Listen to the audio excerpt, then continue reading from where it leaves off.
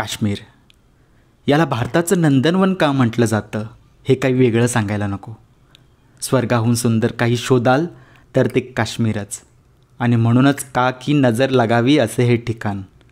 पण दहशतवादाची काळी नजर गिळू पाहते या आमच्या काश्मीरला. यावेळी पुन्हा दहशतवादाची काळी सावट अंधारली आहे.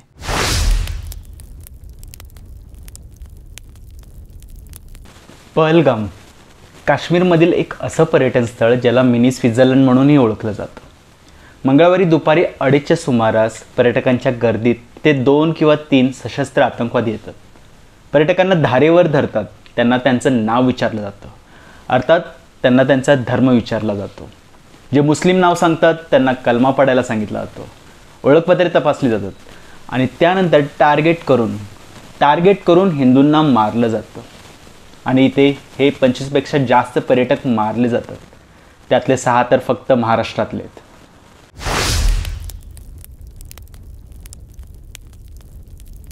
या हल्ल्याची जबाबदारी TRF या दहशतवादी संघटनेने घेतली आहे. TRF म्हणजे द रेझिस्टन्स फ्रंट.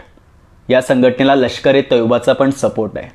2019मध्ये जेव्हा काश्मीरचा विशेष दर्जा काढून घेण्यात आला त्यावेळी तेथील एका बंडखोर गटाने या संघटनेची स्थापना केली.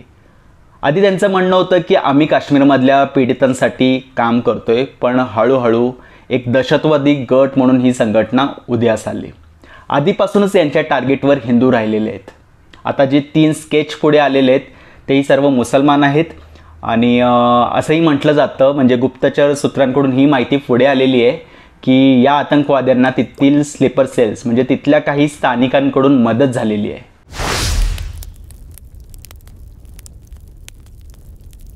हा हल्ला यावेळी या ठिकाणी का म्हणून करण्यात आला असावा असे काही प्रश्न उपस्थित राहतात. मग अशा वेळी ही काही कारणे पुढे येतात. पहिलं कारण, अमेरिकेचे व्हाईस प्रेसिडेंट JD व्हान्स हे भारत भेटीवर आहेत. आणि हा हल्ला डायरेक्ट अमेरिकेला इशारा तर नाही ना असाही अंदाज वर्तवला जात आहे. दुसरं कारण, मोदी हे सौदी अरेबिया दौऱ्यावर आहेत आणि हा दौरा आधीपासूनच पाकिस्तानच्या डोळ्यात खुपसत होता. तिसरं कारण, जवळ आलेली अमरनाथ यात्रा. या यात्रेवर आधीपासूनच दहशतवादाचं सावट राहिलेलं आहे आणि यावेळी पुन्हा एकदा तशी वातावरण निर्मिती करण्याचा प्रयत्न चालू आहे. चौथं कारण, काश्मीरमधलं पर्यटन. या काही वर्षांमध्ये पुन्हा एकदा काश्मीरमध्ये जोरात पर्यटन चालू झालेलं आहे.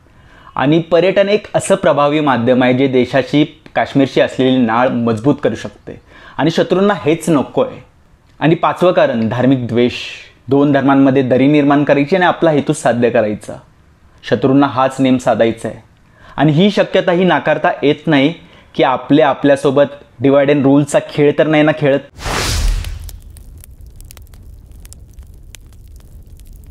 देशांतर्गत वातावरण तणावपूर्ण असेल तर आंतरराष्ट्रीय आणि राष्ट्रीय जी गणिते आहेत ती बदलू किंवा बिघडू शकतात. हल्ल्यात हिंदूंना टार्गेट करून मारलेलं आहे या भावनेने पूर्ण देशात धार्मिक दंगली होऊ शकतात. जसं मी आधी म्हणालो, पर्यटनामुळे काश्मीरचा चेहरा बदलत होता. आता पुन्हा एकदा तिथे पर्यटकांची संख्या रोडावू शकते.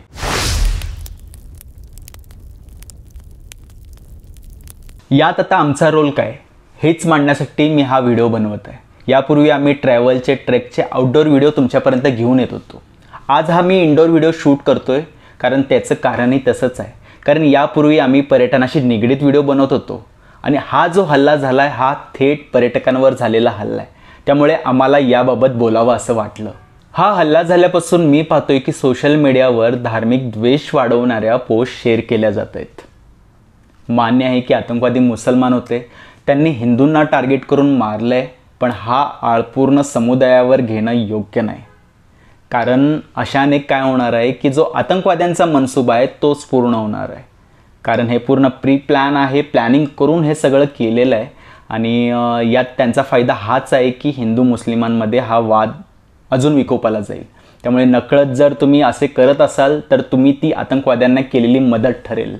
दुसरीकडे काही जण बॉयकॉट काश्मीर टुरिझमचा ट्रेंड सुरू करत आहेत. मान्य आहे पुन्हा एकदा की तिथे त्या आतंकवाद्यांना तिथल्या स्लीपर सेलने म्हणजे तिथल्या काही स्थानिकांनी मदत केली होती. पण याची शिक्षा तुम्ही पूर्ण काश्मीरला देत असाल तर ते योग्य नाही.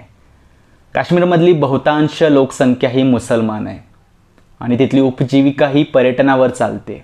ते कट्टर असले तरी ते स्वतःच्या पोटावर पाय ठेवणार नाहीत. पर्यटनाच्या जोरावरच आपण तेथील कट्टरतावाद संपवू शकतो आणि कट्टरवाद्यांना हेच नकोय म्हणून ते पर्यटनच संपवू पाहतायत. त्यामुळे जर तुम्ही म्हणत असाल की पर्यटनाला काश्मीरमध्ये जाऊ नका, काश्मीरला बॉयकॉट करा, तर नकळत तुम्ही काश्मीर त्या आतंकवाद्यांच्या, त्या शत्रूंच्या घशात घालता आहात. काश्मीरमधल्या सफरचंदासारखी तेथील लोकही गोड आहेत, पण या सफरचंदाला दहशतवादाची कीड लागलेली आहे. आपल्याला ही कीड संपवावी लागणार आहे. तर आता दबाव टाकायचा असेल तर सरकारवर टाका, कारण ही आता सरकारची जबाबदारी आहे की त्या हल्लेखोरांना, त्या मारेकरांना पकडून त्यांना शिक्षा करावी आणि काश्मीर पूर्ण सुरक्षित राहील याची 100% ते गॅरंटी घेतील, ही अपेक्षा राहील. जे या घटनेला धार्मिक रंग देऊ पाहत आहेत त्यांच्यासाठी सांगेन की आतंकवाद्यांशी 2 हात करताना तेथील एक स्थानिकही हल्लेखोरांकडून मारला गेला आहे. हा तरुण पण एक मुसलमानच होता. त्यामुळे या घडीला भावनांचा उद्रेक होईल असे पोस्ट करू नका, अन्यथा 28चा आकडा 2800 किंवा 28,000 किंवा 28 लाख पण होऊ शकतो. देशांतर्गत वातावरण खराब करायचं हेच शत्रूचं ध्येय आहे. याआड इतर राजकीय पोळ्याही भाजल्या जाऊ शकतात. काश्मीरमधील पर्यटन कमकुवत करून तेथील तरुणांना बेरोजगार करून त्यांचं ब्रेन वॉश करायचं हे शत्रूला सहज साध्य होऊ शकतं. त्यामुळे गरज आहे सपोर्ट काश्मीरचा ट्रेंड सुरू करण्याचा.